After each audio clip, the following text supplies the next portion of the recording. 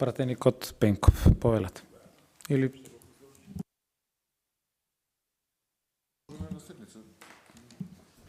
повелете, пратеник Пенков.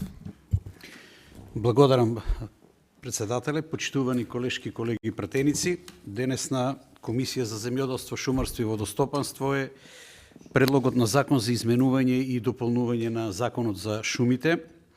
Со предложените измени и дополнување на законот за шуми ќе се постигнат следните цели. Прво и најважно, че имаме многу појасна и попрецизна законска рамка.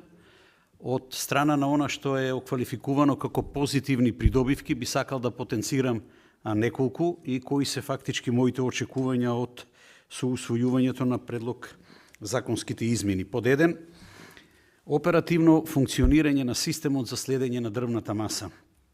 Тој систем треба да биде, согласно овие измени и дополнување на законот за шуми, треба да биде составен дел на шумарскиот информативен систем. Тоа значи дека ќе постои следење на дрвната маса од самиот почеток до крајниот потрошувач, низ сите фази на производство на дистрибуција. Тоа значи дека контролата и надзорот, инспекцијскиот надзор, ќе ги офаќа сите фази, почнувајќи од означувањето за сеча, преку фазата сеча, фаза дотур и фаза превоз од шума до склад, односно од складот до крајниот потрошувач. Што е тоа што ќе се постигне? Ќе се постигне максимална контрола и да се конечно спречат сите злоупотреби во делот на шумарскиот сектор, а тоа значи незаконита сеча, тоа значи подобра координација помеѓу институциите со кое што ќе се создадат и сите оние предуслови кои што ќе овозможат и целосна дигитализација и следење на оно што значи дрвната маса. На крајот ќе имаме комплетно спречување на сите злоупотреби кои што се во делот на шумарскиот сектор. Под 2, тестот за интегритет се брише, а причината е што согласно законските прописи веќе ниту една институција од областа на здравството не го издава овој тест за интегритет.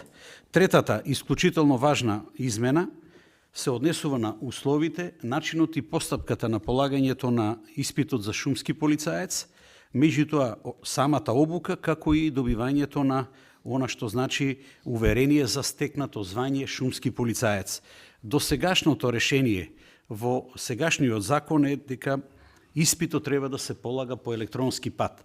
Меѓутоа, поради утврдени неправилности, со овие измени и дополнувања се предлагаме да полагањето биде по писмен пат со одговарање на прашања. Со тоа, веќе онаа правна несигурност би се отстранила и би се овозможило поедноставно законско решение, не навлегувајќи, односно не менувајќи ниту во делот на нормите, ниту во делот на правата и оврските. Со тоа би овозможиле една нормална постапка за оспособување и за сертифицирање на шумските полицајци. И четвртата работа, која што мораме да ја спомнеме, дека се однесува прашањето за пресметка на стажот за осигурување.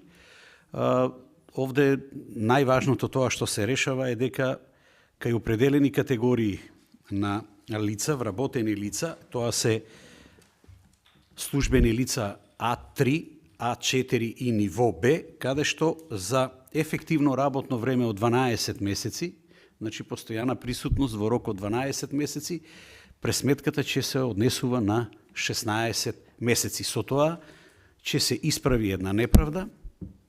Пример само за да знаат колешките и колегите дека во делот на шумската полиција формирана 1998 година и еве ни можност на сите нас да дадеме едно позитивно светло, да има малку поинаква пресметка, значи да им се наместо 12 месеци, да им се рачуна стажот од 16 месеци и со тоа ќе одадеме комплетно признание на коефициентот на сложеност за сето она што го прават нели вработените лица, оние кои што ги спомнав, секторот, мислам, ниво А3 и А4 и ниво Б, меѓутоа и специфичниот карактер на работите, односно на работните задачи и секако ризикот на кој што се изложени припадниците на шумската полиција. Ви благодарам.